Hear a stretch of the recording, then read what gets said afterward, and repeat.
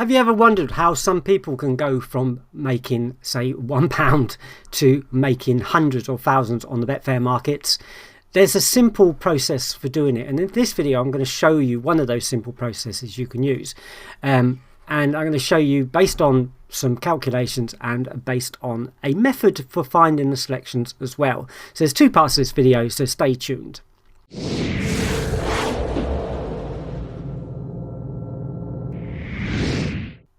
Hi, in case you don't know me, my name's Malcolm and I run cashoutTrading.com, and I've been involved in the betting market for over 24 years now, and I show people different ways that you can make profit using gambling or betting or trading or however you want to put it, and I like to try and do it sensibly, not saying to you, you should go out and find 10 to 1 winners, and not showing that you should put thousands of pounds into the market. I always say start with £1, try out the ideas.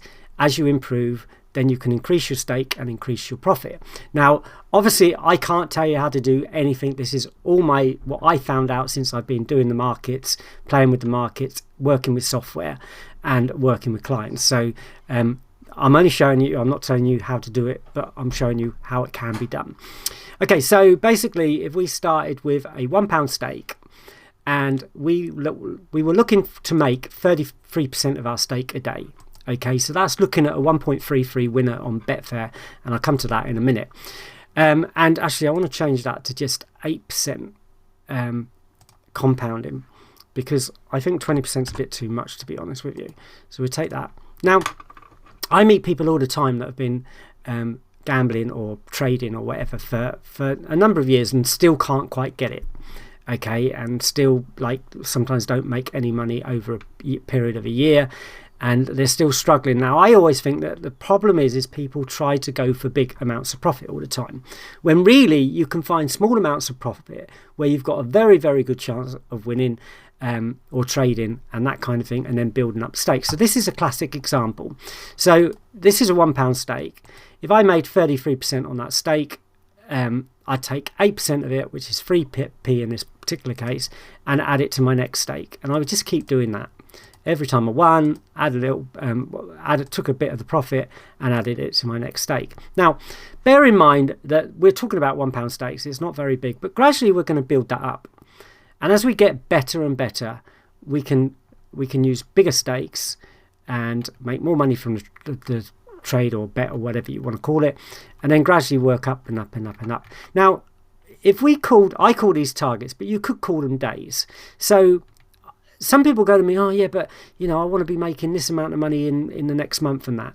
This isn't how it works. You've got to build up gradually. All the best bettors in the world or traders all built up gradually and got to these figures by day in, day out, learning to trade, learning to bet, finding the selections, getting better at finding the selections, gradually improving their stakes and going up. And yes, it could take half a year.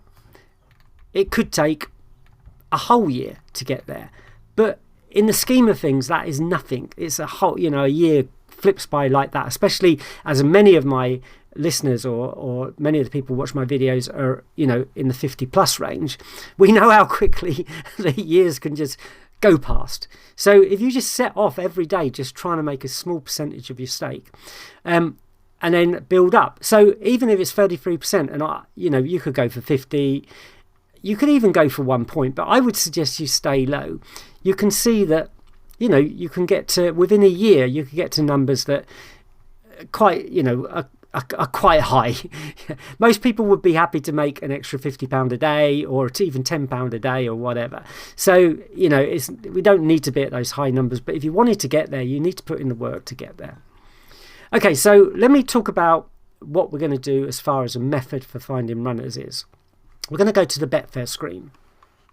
Okay, so this is a typical 8-runner Betfair race. Okay, and we're looking at the 4-place market. Now, Betfair normally give you 2, 3 or 4 places, and the way they pay out is that they pay out on, if there's 4 to 5 runners in a race, they pay out 2 places. If there's 6 to 7 runners in a race, they pay out to 3 places. And if there's 8 to 13 runners, 4 places, and then 14 plus should be 5 places. But sometimes you see 5 place payouts on lower races, and the reason why is because Betfair don't change their payouts on non-runners. Unlike bookies will actually change the place payout if there are non-runners, and it drops it into a lower non-runner category, whereas Betfair don't. They have what we call a reduction factor, where each runner has a reduction, and if they're taken out of the race, the price is reduced by that amount. Now, on a favourite, that reduction factor will be high. On a outsider, it will be very low, so it hardly affect the market at all. So basically, that's what it is. So on this method I'm going to teach you, we are going to go for what we call the favourite in the place market. Now, it could be on the 3 place market or the 4 place market. I'm going to deal with 1, 2 and 3 place markets. So we generally deal with 1, 2 and 3 place markets. So if we look here, this runner is 1.31 in the 4 place market. Now, if we were to come with the 4 place market in an 8 runner race, immediately we've got a 50% chance of winning. And that's what and that's why I like the 4 place market.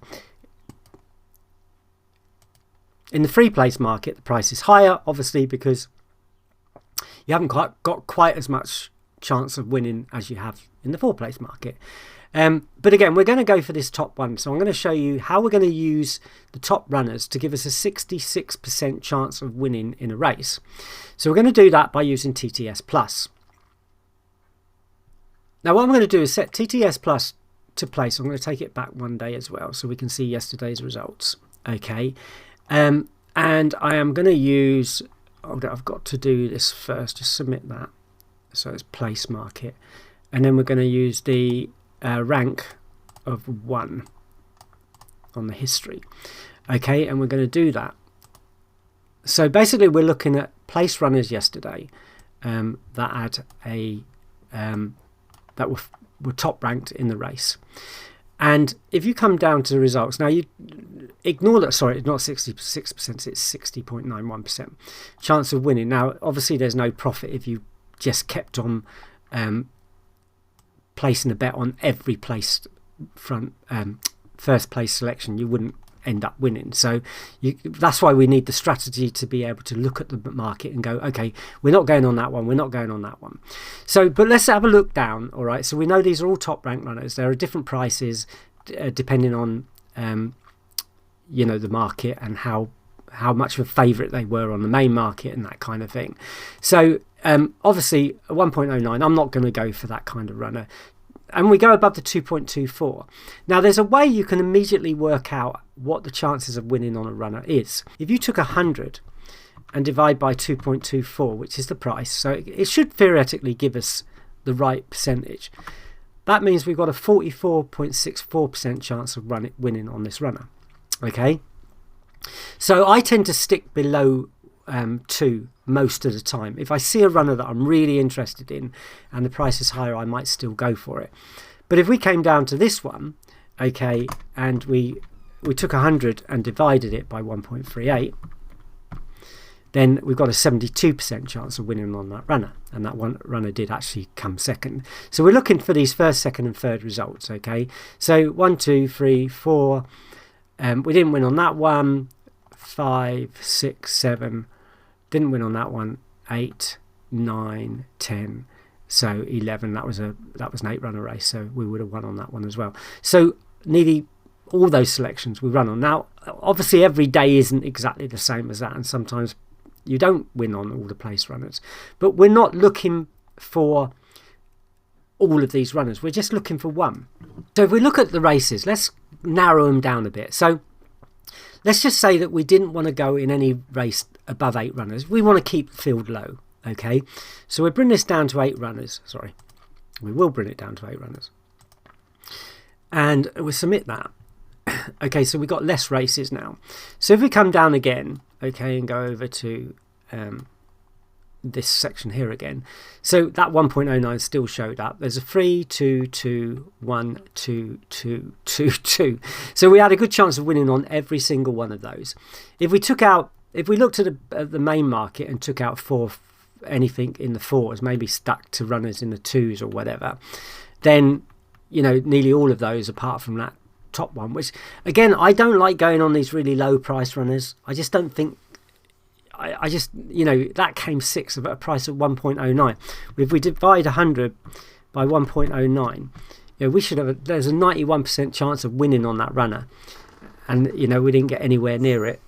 So I tend to leave those out. But if we go down, we can see that we won. We would have won on most of those. So any one we chose, we could have made enough money.